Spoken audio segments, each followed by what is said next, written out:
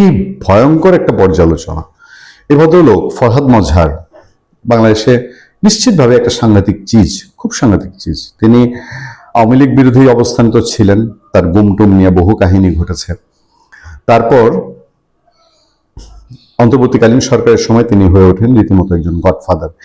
একদিকে তার স্ত্রী চাকরি করে, বা তার স্ত্রী ফরিদা আক্তার, তিনি অন্তর্বর্তীকালীন সরকারের উপদেষ্টা ছিলেন, দীর্ঘ সময় উপদেষ্টা ছিলেন। নিশ্চিতভাবেই এটা ফরহাদ মাজারের কারিশমা। এবং সেই তার স্ত্রী বা তার মালিকানাধীন প্রবর্তনা জুলাই জাদুঘরে লাখ লাখ টাকার খাবার সরবরাহ করেছে। তো এই লোক যখন কোনো পর্যালোচনা করেন, নিশ্চিতভাবে এর ভেতরে অন্য কোনো একটা রহস্য থাকে। মানে তিনি আজ যে কথাটা বলছেন, এটা আমি ভয়ঙ্কর বলছি তার এই পর্যালোচনাকে, কিন্তু এটার ভেতরে কিছু কাহিনী, কিছু প্লট আগে থেকেই সাজানো থাকে। না থাকলে তার কারিশমা টিকে না। দেখেন কি ডেঞ্জারাস একটা পর্যালোচনা তার। রেজিম চেঞ্জ করেছে যুক্তরাষ্ট্র, দেশ আমাদের হাতে নেই, মানে দেশ যুক্তরাষ্ট্রের হাতে। অন্তর্বর্তীকালীন সরকারের সময় এও শোনা গেছে যে বাংলাদেশের সরকারি কর্মকর্তাদের যে নিজস্ব হোয়াটসঅ্যাপ গ্রুপ থাকে, এই হোয়াটসঅ্যাপ গ্রুপেও নাকি আমেরিকান দূতাবাসের কোনো কোনো কর্মকর্তা ঢুকে গিয়েছিল, অন্তর্বর্তীকালীন সরকারের সময় বলছি। তো এখন ফরহাদ মাজার যে কথা বলছেন, এগুলো তো সেই সবকেই এস্টাবলিশড করে। এবং খলিলুর রহমান, তিনি ইউনূস সরকারের নিরাপত্তা উপদেষ্টা থেকে তারেক রহমান সরকারের পররাষ্ট্রমন্ত্রী।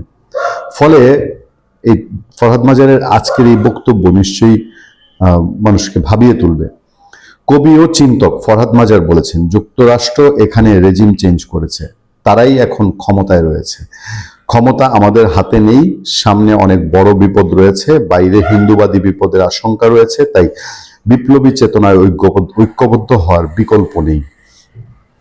মঙ্গলবার রাজধানী কাকরাইলে institution of diploma engineers Bangladesh ভবনে এনসিপি সমর্থিত সংগঠন ন্যাশনাল ওলামা অ্যালায়েন্সের শাপলা গণহত্যা বিচারহীনতার একযুগ শীর্ষক আলোচনা সভা ও তথ্যচিত্র প্রদর্শনীতে বিশেষ অতিথির বক্তব্যে তিনি এসব কথা বলেন।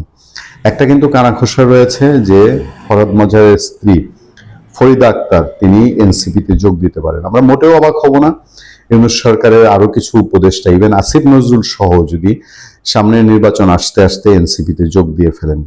ফরহাদ মজহার বলেন, শাপলা হত্যাকাণ্ডের বিচার চাই, হাসিনা ব্যবস্থা টিকিয়ে রাখা হয়েছে, নির্বাচনের মধ্যে দিয়ে হাসিনাকে উৎখাত করা হলেও গাঠনিক ক্ষমতা অর্জন করা যায়নি। এনসিপি ন্যাশনাল ওলামা অ্যালায়েন্সের আহ্বায়ক মাওলানা আশরাফ উদ্দিন মাহাদির সভাপতিত্বে আলোচনা সভায় আরো বক্তব্য রাখেন হেফাজতে ইসলাম ও খেলাফত মজলিসের নায়েবে আমির মাওলানা আহমদ আলী কাশেমি, এনসিপি উত্তরাঞ্চলের মুখ্য সংগঠক সার্জিস আলম, যুগ্ম আহ্বায়ক সরোয়ার তুষার, গবেষক মুসা আল হাফিজ ও ইউএনএর সদস্য সচিব মাওলানা সানাউল্লাহ খান প্রমুখ। দর্শক, ফরহাদ মাজার যখন বলবেন যে আমেরিকা এখনো দেশ চালায়, তাহলে এই যে আমরা মুক্তিযুদ্ধ করে স্বাধীনতা, সার্বভৌমত্ব, এখনো আমরা স্বাধীনতার জন্য গর্ব করি, তাহলে কি এই প্রশ্ন তোলা যায় না যে 71 সালে তো শুধু পাকিস্তান হারেনি আমাদের সাথে যুদ্ধে, মানে 1971-এ পাকিস্তান পরাজয় হয়েছে, কিন্তু পরাজয় হয়েছে পরোক্ষভাবে আমেরিকা পাকিস্তানকে সমস্ত সাপোর্ট দিয়েছিল। এবং তাহলে এই প্রশ্ন তোলা কি খুব অবান্তর হবে যে 71 সালের পরাজয়ের যে প্রতিশোধ বাংলাদেশের রাজাকার, আলবদর, স্বাধীনতা বিরোধীরা 24-এর 5ই আগস্টের মধ্যে দিয়ে নিয়েছে, সেটা মূলত আমেরিকারও প্রতিশোধ নেয়া, এবং সেই প্রতিশোধের অংশ হিসেবে বাংলাদেশকে এখন পরোক্ষভাবে তাদের গোলাম, তাদের একটা উপনিবেশ বানিয়ে রাখছে। ভালো থাকবেন, সুস্থ থাকবেন। আপনার সাথে আমি আতিক রহমান, পূর্ণিয়া।